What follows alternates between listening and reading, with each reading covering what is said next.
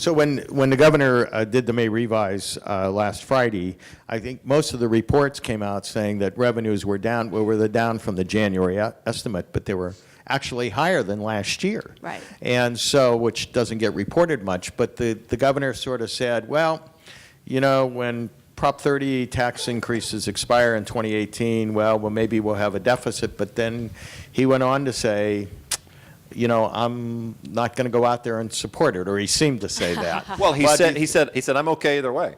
Yes. I can handle that deficit. We can manage that deficit. So do you think he's just stuck with his position from before? Do you think he believes that, or he asked for a vote on a temporary tax and he's going to follow through on that? Is that just his nature?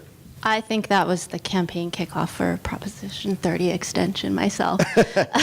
You know, the governor campaigned for a temporary tax. He might not have taken a position, but immediately we got all the press releases touting this as this is going to be a $4 billion cut to schools if we don't extend this tax, which is not necessarily true, but you know, the interest groups were out there touting that this is going to be a deficit. So in my opinion, that was a very political approach.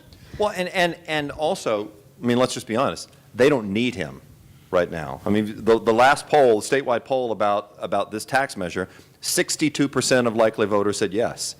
When's the last time you had an early poll for a tax that had 62% support? They don't need Jerry Brown because right now. Tax on someone. Tax the rich. Yeah, Tax the rich. Tax on them. I realize the campaign is to come. I look forward to covering it. It's going to be a lot of fun. Yeah. But I think the other part, too, is that, I mean, this is a different tax. I mean, this is a tax, you know, and I think all of you know this. It's called an extension of Prop 30, but it's sort of not an extension of Prop 30 because it only maintains the income tax portion of Prop 30. The sales taxes would expire as planned, so it's the income tax hike on the state's highest earners, the most wealthy filers in California.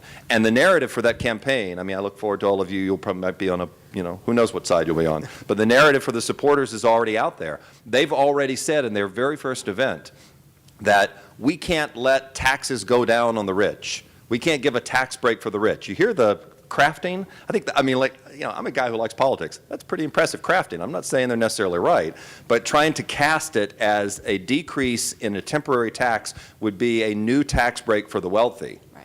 That's the way that campaign is going to go, and they're at 62%. So I don't think they need Jerry Brown on the stump. I think Jerry Brown is more worried about the Corte Posse bond measure. I think he's worried about his prison parole measure.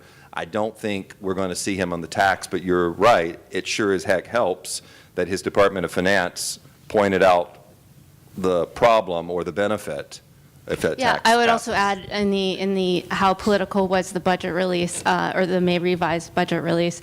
There is a new section added since January that Right. had the graph of the declining revenues. So I mean, you know, it was set up to project that image. It's good to be the king, So you governor. So Juliet, you're basically suggesting that the governor may not have positioned himself, but he set the foundation for the data that would support a yes vote on the campaign. Yeah. And which may be true, maybe he didn't manipulate. And he gets the best of both worlds because he can provide the data for a campaign, but he doesn't have to take a position in favor of it. He can say, look, I was neutral. I didn't say that we needed a tax. So would that be an answer to, so if you're going to run a deficit without, and I mean, the tax doesn't expire for 2.5 years, but that be the answer to the Democrats to say, well, if you go out and get Prop 30 passed, maybe I'll consider expanding programs for childhood or education or daycare or whatever the agenda is for the Democrats in the legislature? All things are possible. I mean, that's actually a really interesting story. I want to go write that piece. No, I mean, you know, but we've seen those kind of things in budgeting in the last decade, and we went through a budget decade of gimmicks. And one of the gimmicks were these trigger mechanisms, right? These mechanisms that said if revenues don't hit this, then we're all going to automatically cut X. Why not put something in it that says if we get revenues of this height, we will do the following? I mean, you should offer some advice. Yeah.